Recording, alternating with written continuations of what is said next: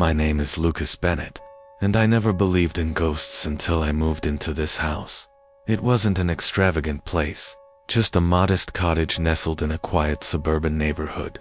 When I first saw it, I was drawn to the charm of the old, weathered walls and the lush greenery surrounding the house.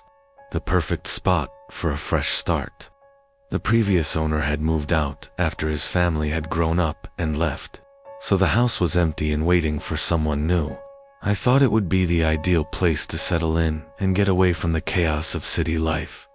The first few weeks were peaceful. I spent most of my time settling in, painting the walls, and rearranging furniture. But soon, something strange started happening.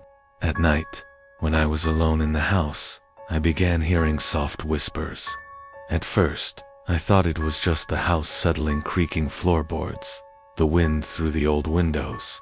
But the whispers grew louder, and they weren't coming from the outside. They seemed to be coming from the walls themselves. I tried to ignore it, dismissing it as my imagination, but I couldn't shake the feeling that something was watching me.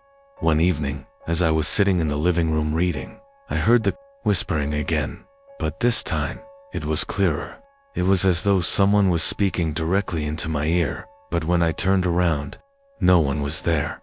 The whispers continued, growing more insistent, more urgent. It was like the walls were trying to communicate something to me. I began to feel a presence in the house, something that wasn't human. One night, I couldn't take it anymore. I decided to find the source of the whispers. I walked through the house, pressing my ear against the walls, trying to locate the exact spot where the sound was coming from. It led me to a small door under the staircase, a door I had never noticed before. It was old and weathered, with peeling paint and rusty hinges. The door was locked, but the whispers seemed to be coming from behind it. I didn't know what to do, but curiosity got the better of me. I found a crowbar in the garage and pried the door open. The room inside was small, barely big enough for me to stand up straight. It was dark, the only light coming from a small window high up on the wall. The air inside was thick with dust, and the floor creaked as I stepped in. But there was something else in the room, something that made my skin crawl. The walls were covered in strange markings and balls, scratches, and drawings that seemed to shift in the dim light.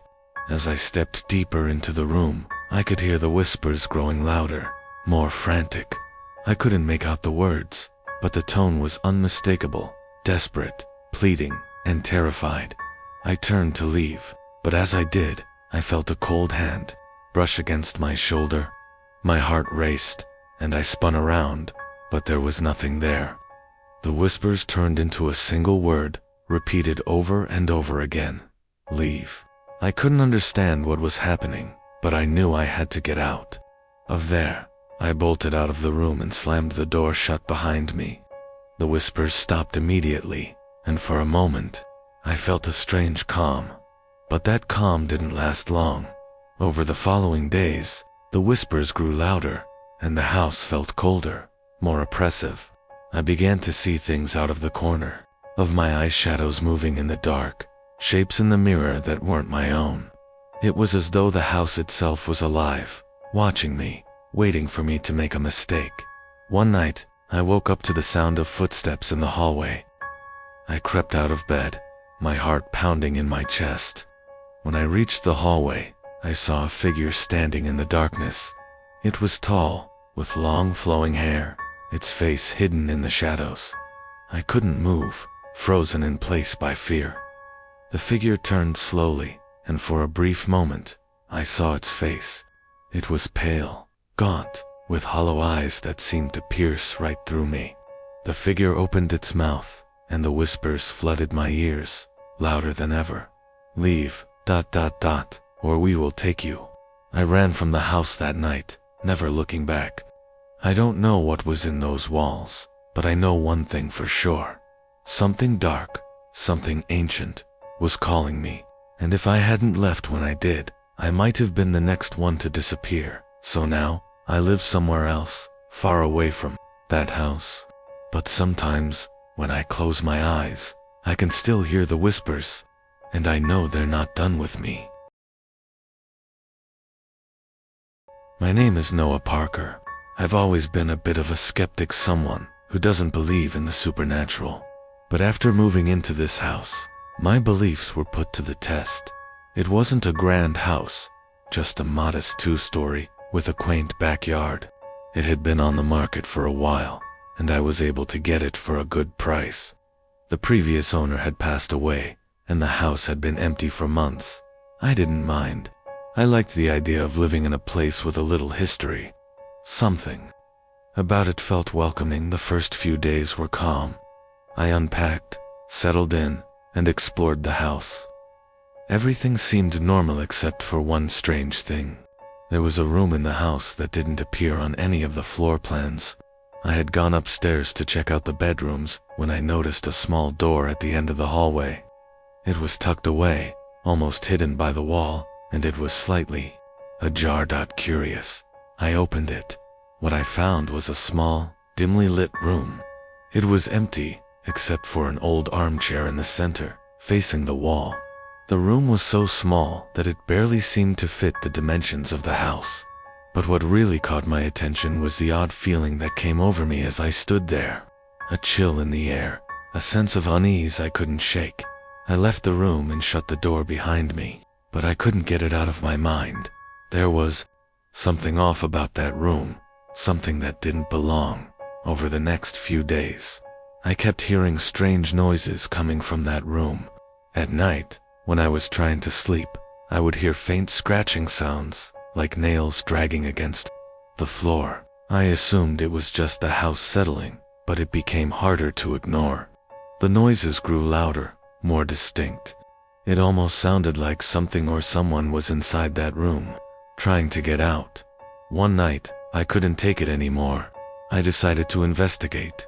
I opened the door to the mysterious room, but this time, something was different. The room was no longer empty. The chair was turned around, facing me, as though it was waiting for me to sit. The air was thick, almost suffocating. I stepped inside, my heart pounding in my chest. The scratching noises stopped. It was as if the room itself was holding its breath. Then, I saw it. There was something on the wall, something I hadn't noticed before. It was a small, barely visible crack running down the center of the wall. It seemed out of place, like the wall had been repaired and then painted over. But the crack was still there. I touched it. The moment my fingers made contact, the wall shuddered and the door slammed shut behind me. Panic surged through me as I tried to turn the handle, but it wouldn't budge. I was trapped in the room. The air grew colder, and I could hear a low, guttural whisper coming from behind the wall. Suddenly, the crack in the wall began to widen, and someone began to emerge. A pale, emaciated hand reached through the crack, followed by an arm, then a whole figure. A woman, her skin stretched tight over her bones, her eyes black and lifeless, emerged from the wall. She didn't speak, but her presence was overwhelming. I could feel her hatred, her anger radiating from her like an intense heat. I stumbled back, but there was nowhere to go. She took a step toward me, her eyes locked on mine. I could hear her breathing, shallow and raspy. In that moment, I knew I had to get out. I slammed my shoulder against the door, desperately trying to break it open. After what felt like an eternity, the door finally gave way, and I ran out of the room, slamming it shut behind me. I never went back into that room. I don't know what it was, or who that woman was, but I could feel her in the house, always watching, always waiting. I tried to leave, but every time I tried to pack up, I couldn't bring myself to walk away from the house. It was as though something was keeping me there, so I stay. But I never go near that room. I don't know what lies behind the wall, but I know one thing for sure. I never want to find out. My name is Emma Carter. I had spent years renting apartments in the city, always feeling like I was just passing through, never really at home. So, when I found this old house on the outskirts of town, I thought it was the perfect opportunity to settle down. The price was right, and the house had character, an old farmhouse with a weathered facade and a large backyard. I could already picture myself gardening, reading in the sun, and finally putting down roots. The first few weeks were blissful. The quiet of the countryside was a welcome change from the constant hum of the city. I spent my days unpacking and making the house my own. But then, I found the mirror. It was an antique, standing full-length mirror, tucked away in the attic. The frame was ornate, carved with intricate designs of flowers and vines. It seemed out of place in the dusty attic, but I couldn't resist bringing it down. I cleaned it off and hung it in the hallway near the stairs. It added a touch of elegance to the house. At first, everything seemed fine. But then, I began to notice strange things in the reflection. It wasn't always noticeable, but sometimes, when I walked past the mirror, I could swear I saw someone moving in the background. A figure, just out of focus, standing there. But when I turned around, there was nothing there. It happened again and again, and each time, I dismissed it as my imagination playing tricks on me. Then, one evening, as I was getting ready for bed, I passed the mirror and froze. The figure was there again, but this time, it was clearer. A woman, with long dark hair, standing in the hallway behind me. Her eyes were fixed on me, but her face was blank, expressionless, like a mannequin. I spun around quickly, but there was no one there. I was shaken, but I convinced myself it was just a trick of the light, a distortion in the glass. I tried to forget about it, but the next night, the figure returned. This time, the woman was standing in the mirror as I walked past. Only her reflection wasn't exactly the same as mine. She was standing at an odd angle, like she wasn't matching my movements. I looked into her eyes, and for a brief moment, I saw something that made my blood run cold, pure malice. It was as if she was waiting for me, watching me, wanting something. I couldn't take it anymore. I moved the mirror out of the hallway and into the guest room, hoping that would stop whatever was happening. But the moment I turned the mirror around and set it down, I felt a chill in the room. That night, I locked the door to the guest room and went to bed, hoping to put the strange happenings behind me. But I woke up in the middle of the night, hearing soft whispers, like voices coming from the other side of the door. I opened my eyes, and there she was, the woman from the mirror, standing at the foot of my bed. Her face was now more detailed, more real, and her eyes were full of rage. She took a step toward me, and I felt a cold, suffocating presence fill the room. I screamed and ran from the room, slamming the door behind me. I didn't know what to do, where to go. I tried to call a friend, but my phone wouldn't work. The signal was dead. I felt trapped, isolated, as though something had taken hold of the house. The next morning, I packed my things and left, not even stopping to look at the mirror. I haven't been back since. I don't know who or what was in that mirror, but I know it wasn't just a reflection. I don't know if it was the house or something else, but whatever it was, it followed me. So, if you ever find an old mirror, don't hang it in your home, because sometimes the reflection you see isn't just your own. My name is Kevin Thomas, and I moved into this house alone. I had been looking for a place to start over, somewhere quiet, away from the hustle and bustle of my previous life. A fresh beginning. When I found this house, nestled on the edge of town, I knew it was perfect. It had that vintage charm, with wooden floors, a grand staircase, and an old-fashioned fireplace. It was everything I needed. The first week was uneventful. I unpacked, settled in, and began adjusting to the quiet, solitude. But soon, I began to notice small things I couldn't explain. It started with the lights. Sometimes, they would flicker for no reason, only to go back to normal after a few moments. I thought it was an issue with the wiring, but when I had an electrician come in, he found nothing wrong. The lights worked fine, and the house seemed to be in perfect condition. Then came the footsteps at first. I thought it was just the house settling, the creaks of old wood moving with the change in temperature. But as time passed, the footsteps became more distinct, steady, deliberate, as though someone was walking through the house when I wasn't there. I'd hear them late at night, just as I was about to fall asleep. Heavy steps, dragging across the floor. I wasn't sure if I was imagining it, but I started to lock my bedroom door at night. It didn't help. One evening, after hearing the footsteps again, I decided to investigate. I walked through the house, checking every room. Everything was in place, just as I'd left it. But as I reached the basement door, I stopped. The door was slightly ajar. It had been closed when I went upstairs earlier, but now it was cracked open, just enough to allow a sliver of darkness to seep through. I stepped forward, heart racing. Something was in the basement. I descended the stairs slowly, feeling the chill in the air grow thicker as I reached the bottom. The space was small, cramped, and dimly lit. I could hear the faint sound of breathing, as though someone was just out of sight. I moved deeper into the basement, my steps echoing in the silence, and then I saw it, a figure, standing in the far corner. At first, I thought it was a trick of the light, but as I stepped closer, I could see it clearly: an old man, hunched over, his hands pressed against the walls, as if he was trying to hold himself up. I froze, staring at him. His face was pale, gaunt, and he had an unsettling, vacant expression.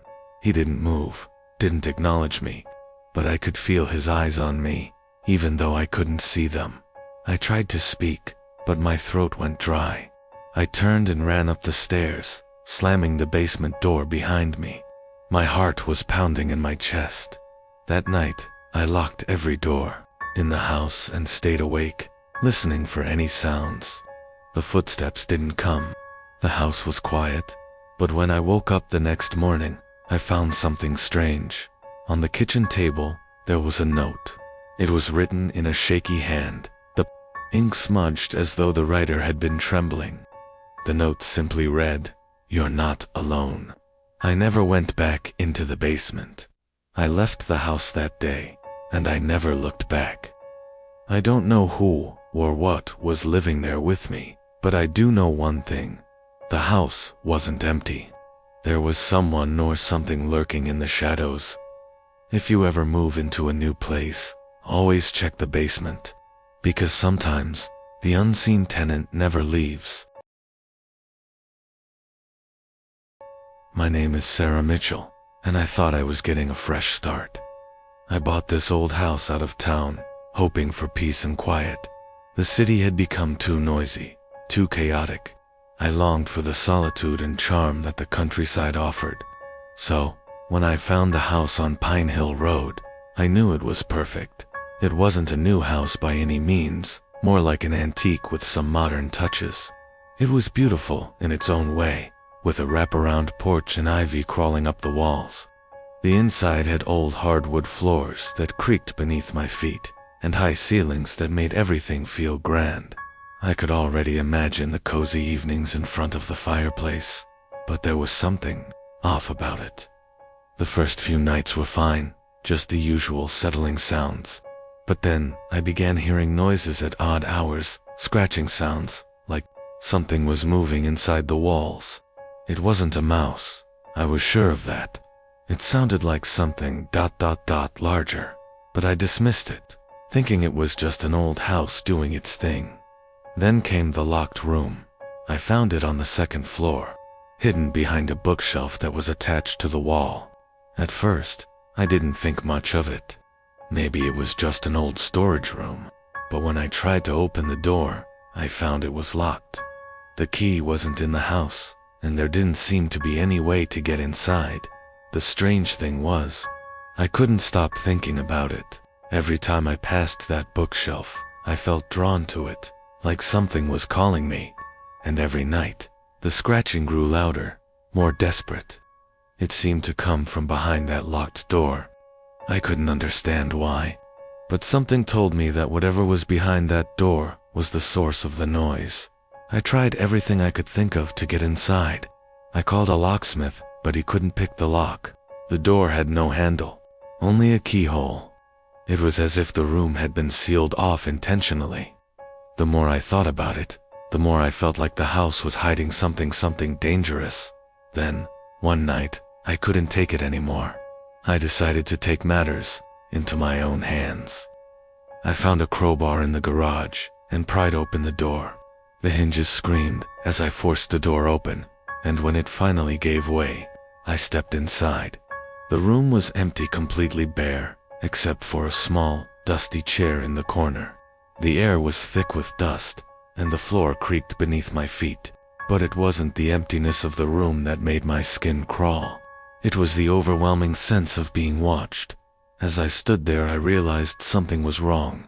The walls, the floor, the ceiling, they were covered in strange symbols, scratched into the surface like someone had been trying to carve something into the very structure of the house.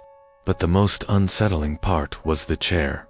It was facing the corner, as if it had been placed there for someone or something to sit in. Suddenly, the scratching noise started again, louder than ever. It was coming from behind me. I turned around, but there was nothing there. That's when I saw it. In the mirror on the wall, I saw the figure, a man sitting in the chair, his face obscured by darkness. His presence was suffocating, and I could feel my heart racing. I tried to move, but my feet were frozen to the floor. The man in the mirror slowly turned his head, and in a voice that was not his own, he whispered, "You shouldn't have opened the door." I screamed and ran out of the room, slamming the door behind me. The mirror fell to the floor with a crash, but when I looked back, the man was gone. I left the house that night and haven't been back since. I don't know what was behind that door, but I know it wasn't just the house. Whatever it was waiting for me to open that door. And now, it's out there, somewhere, watching. If you ever find yourself in a house with a locked room, don't open it. Some things are meant to stay hidden. I'm Michael Davis, and I moved into this house a month ago. It wasn't my first choice, but it was a deal I couldn't pass up. It's a beautiful old house on the outskirts of town, with tall windows and a grand staircase that makes you feel like you're walking into another era. The price was too good to be true, but I told myself it was just because it had been sitting empty for so long. Who wouldn't want to get rid of a house like this? I'm not the superstitious type. I don't believe in ghosts, spirits, or anything of the sort. I'm a man of science, after all. But the longer I stay here, the more I can't ignore the strange things happening. It started with the mirrors. At first it was just a strange feeling whenever I passed one. A slight chill, a sense that something was off. But I brushed it off. Old houses have drafts, after all. But then I noticed something more disturbing. I'd catch glimpses of something in the mirrors that wasn't there when I looked directly at them. A shadow in the corner, a figure standing just behind me, barely visible in the reflection. I'd turn around quickly, but the room would always be empty. I thought I was just tired, that my mind was playing tricks on me, but the reflections started getting more vivid. One evening, as I was getting ready to go to bed, I saw the figure again. This time it was clearer. Man, dressed in old-fashioned clothing, standing just behind me in the mirror. I froze. He didn't move, didn't speak, just stood there, staring at me with hollow eyes. I turned around. No one was there. Panic set in, but I told myself it was nothing. Just a trick of the light, a figment of my imagination. But the next day, I saw him again, this time in the hallway mirror. And the day after that, he appeared in the reflection of the glass door. I began to notice patterns. The figure would only appear when I was alone, always in a different mirror. The more I tried to avoid them, the more persistent they became. At night, I could hear faint footsteps echoing through the house, but whenever I checked, the mirrors were always cold and still. One night, I couldn't take it anymore. I was at my breaking point. I grabbed a hammer from the garage and began smashing every mirror in the house. One by one, desperate to rid myself of whatever was haunting me. But when I reached the last mirror, the one in the living room, I hesitated. As I raised the hammer, I saw him again. This time, he wasn't just in the reflection, he was standing right in front of me, staring into my eyes. His face was pale, his features distorted, as if he was rotting away in front of me. His mouth opened, and for the first time, he spoke. "You can't escape," he whispered, his voice a cold, rasping sound that sent a wave of terror through me. I dropped the hammer and backed away, but I couldn't tear my eyes away from the reflection. The man in the mirror smiled, and then slowly, his face twisted into something grotesque, his eyes hollowing out as if he was being consumed by the darkness. I ran out of the house that night, leaving everything behind. I don't know who or what that figure was, but I've never returned to that house. I don't know if it's the house that's cursed, or if something followed me, but I'm not taking any chances. If you ever hear about a house on the outskirts of town, an old, crumbling mansion with mirrors that seem to look back at you, don't go. Trust me, you don't want to meet the man in the reflection. I'm Emily Carter, and I should have known better than to trust the real estate agent. The house on Crestwood Avenue looked perfect on the outside, well kept, charming, and with more space than I ever thought I'd need. The price was right, and the neighborhood was quiet. It seemed like the ideal place for a fresh start, but from the moment I moved in, things felt wrong. At first, it was small things. The creaking of the floorboards when no one was walking on them, the soft rustling sounds I couldn't explain. I chalked it up to the house being old, figuring the sounds were just part of its character. But then it started getting worse. The first night I spent there, I heard whispers. I thought I was dreaming, but the next night, they came again, faint, almost unintelligible voices, murmuring from inside the walls. I tried to ignore it, but the voices grew louder, clearer. They were always just out of reach, like someone was speaking through a thick wall, and I couldn't understand what they were saying. I told myself it was nothing, just the house settling, or maybe the pipes. But then I started noticing something more unsettling. Every night, the whispers seemed to come from different parts of the house. One night, they'd be in the kitchen. The next, they'd be in the living room, or even in the walls of my bedroom. And always, they were just loud enough to make me uneasy, but never clear enough to make sense of. I called a contractor to check for any issues with the house. Might be old pipes or a draft, he said, dismissing my concerns with a shrug. But when he left, I couldn't shake the feeling that something wasn't right. The house was too quiet, too still. I didn't want to admit it, but I was starting to feel like I wasn't alone. One evening I decided to confront the voices. I grabbed a flashlight and started walking through the house, trying to follow the sound. The whispers led me upstairs, down the narrow hallway, and to a small door at the end. I had never noticed it before. It was tucked away, almost hidden behind an old bookshelf. The door was old, covered in dust, and had a strange, almost ominous feel to it. I hesitated. The whispers were louder now, almost frantic, urging me to open the door. My heart raced as I reached for the handle. The door creaked open, and I stepped inside. The room was small, empty, except for a few old crates and boxers. But as I shined my flashlight around, I noticed something strange. One of the walls seemed newer than the rest. It was smoother, more polished. I walked over to it, running my fingers along the surface. That's when I found the small, hidden door embedded in the wall. The whispers grew louder now, almost deafening, as if the voices were right beside me. I didn't know what I expected, but I felt a sudden compulsion to open it. With shaking hands, I twisted the knob. The door swung open, and a rush of cold air hit me, along with a smell I couldn't place, damp, musty, like something had been locked away for years. Inside, I saw something that made my blood run cold. There, in the center of the room, was a wooden chest, covered in layers of dust and cobwebs. But it wasn't the chest that terrified me, was the sight of something moving inside it. Something ... alive. Before I could react, the whispers stopped. The silence was unbearable. I could feel something watching me, but when I looked back at the chest, it was empty. I ran from the room, slamming the door shut behind me. But even now, I can hear the whispers sometimes, faint and distant, like they're waiting for me to come back, to open that door again. But I won't. Not ever again. My name is Jack Donovan, and I've always been someone who likes to understand things. I'm a man of logic, a problem solver, and I've never been one to shy away from a challenge. So when I bought the old house on Willow Lane, I figured I'd be able to fix it up without issue.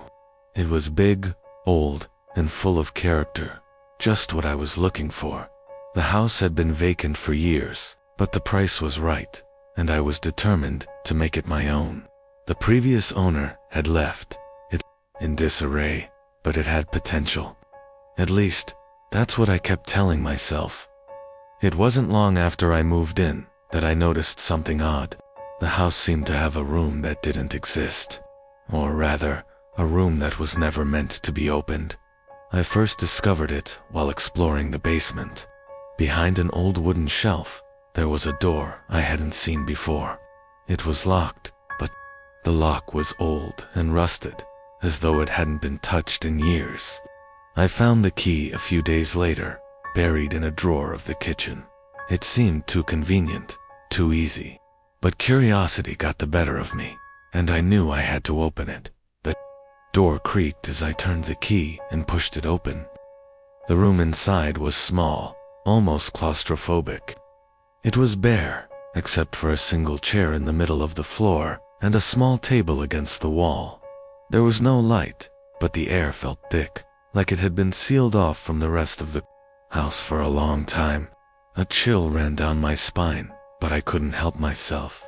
I stepped inside. That's when I saw it. Scrawled on the walls, in what looked like dried blood, were words. Leave, before it sees you. I backed out of the room quickly, heart pounding, and slammed the door shut. I didn't know what to think. Was it just some sick joke? Someone's idea of a prank? But deep down, I knew it. WASN, single quotes T. Over the next few days, I couldn't shake the feeling that something was watching me. I would hear footsteps behind me when no one was there, or catch glimpses of shadows moving out of the corner of my eye. I thought I was just imagining things, but the feeling persisted. One night, I couldn't take it any longer. I had to know. What was in that room? I waited until the dead of night, when everything was quiet. The key felt cold in my hand as I approached the locked door again. This time, I didn't hesitate. I turned the key, and the door opened with a sickening creak. The room was exactly as I remembered it, but something was different now. The chair was overturned, the table moved slightly, and on the walls, more words had appeared. Too late. It knows you're here. My stomach churned. I knew I shouldn't go in, but the door was open, and the pull of whatever was inside was too strong. I stepped in once more, and that's when I saw it. The room wasn't empty. There was something in the chair. It was a man, or at least, it looked like one. His face was obscured by long, black hair, but I could feel his eyes on me, piercing through the darkness. His hands were resting on his lap, fingers twitching, as if waiting for something, or someone. I took a step back, but before I could move, the door slammed shut behind me, trapping me in the room. Leave, before it sees you, the voice said, but it wasn't from the man in the chair. It was coming from the walls, the floor, the ceiling. It echoed in my mind. I tried to open the door, but it wouldn't budge. The air grew colder, the darkness heavier. I could feel it closing in on me. That's when I realized there was no escape. The house had claimed me, and it was never going to let me go. My name is Ethan Parker, and I should have known better. When my wife, Clara, and I bought the house on the outskirts of town, we thought it would be the perfect place to start our new life.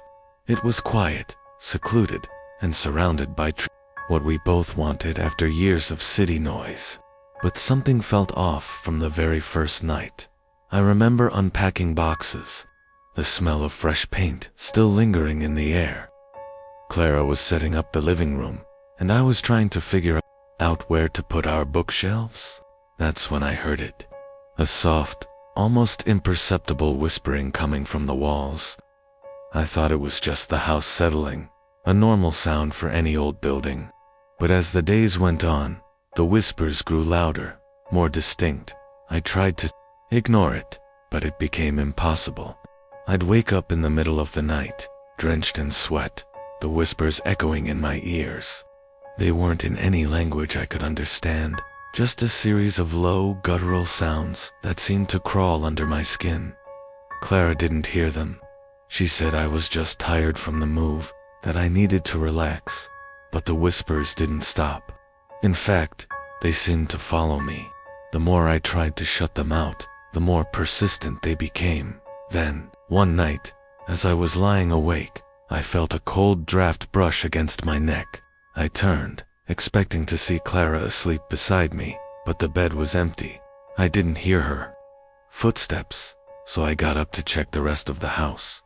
When I reached the hallway, the air grew thick, as if the house itself was holding its breath. The whispers were louder now, almost deafening, coming from behind the walls. I traced them to the old wooden door at the end of the hall. It led to the basement, a place we hadn't dared explore yet. With my heart racing, I opened the door. The basement was dark, the kind of darkness that seemed to swallow everything. But there was something else down there, something I could feel, but couldn't see. A presence, lurking, waiting. I heard Clara's voice then, faint, calling my name from the bottom of the stairs. Ethan, come down here. I froze, unsure of whether it was her or something else. Her voice didn't sound right. It was distorted, unnatural. I stood there, torn between the urge to run and the need to make sure she was okay. The whispers grew louder, now almost like a chant. I couldn't take it anymore. I bolted down the stairs, only to find nothing. The basement was empty. But then, as I turned to leave, I saw it scratched into the wall, just above the stairs. Welcome home, Ethan. I ran back upstairs, my breath shallow, panic setting in. Clara was in the living room, looking at me like nothing had happened. She hadn't moved from the spot she was in when I left. Her expression was calm, but I could see the faintest trace of something wrong in her eyes. I don't know what happened that night. I don't know what I saw or heard, but the whispers have never stopped. They're still here, following me, waiting for the day when they'll finally get me. I should have known better. Now, I can't leave. The house is my home, and it knows my name. My name is Sarah Lark, and I never believed in ghosts until I moved into this house. It was supposed to be a fresh start for me and my husband, David. We had spent years in an apartment, but we wanted more space, somewhere to grow old together. When we found the old Victorian house at the end of Elm Street, it seemed perfect. It had character, history, and a price we could afford.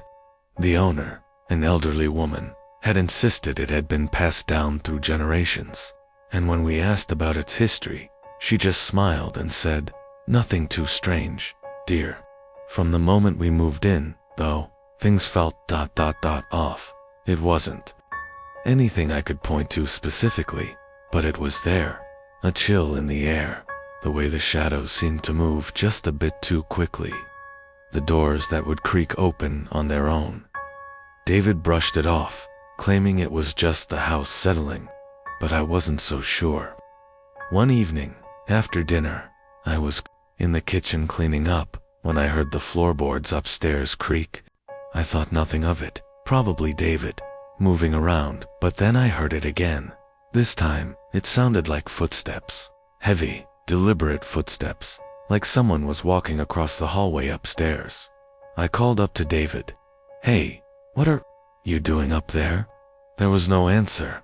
I assumed he hadn't heard me, so I went upstairs to check on him. The house was eerily quiet, and when I reached the top of the stairs, I noticed something strange. The door to the guest bedroom was slightly ajar, even though we hadn't been in there since we moved in. Curious, I pushed it open. The room was empty, save for a small desk in the corner, but something was off, something wasn't right. The air was thick, heavy, as though something had been there recently. And then, I saw it, a small, tarnished key, lying on the desk. It didn't belong to anything we owned. I picked it up and turned it over in my hand, feeling a strange pull towards it. My heart began to race as I noticed something else, a faded, handwritten note taped to the underside of the desk drawer. The writing was old, faded, and shaky, but I could make it out. "He's still here. Don't open the door." I didn't know what to think. I had never seen this note before. I hurriedly shoved the key into my pocket and went downstairs to confront David. But when I got to the living room, David wasn't there. The house was silent again, but now, the silence felt oppressive, like something was waiting. That night, the footsteps continued. They were louder now, and closer. I lay in bed, my heart thudding in my chest, unable to sleep. The noise seemed to move through the house, stopping just outside our bedroom door. It felt like someone or something was standing just on the other side, waiting. I didn't dare open the door. When morning came, David was gone. His car wasn't in the driveway, and the house was strangely empty. I called him, but he didn't pick up. Hours passed, and I started to panic. Where could he have gone? Finally, I decided to check the guest bedroom again. When I opened the door, I froze. The room was different. The desk, the key, the note, they were all gone. In their place was a single photograph of David and me, taken on our first day at the house. But there was something wrong with the photo. David's face was blurred, like it had been erased. I don't know where David is now. The only thing I know for sure is that someone, is still here. It's watching me, waiting for the right moment to strike. I don't know how long I'll last in this house, but I do know one thing.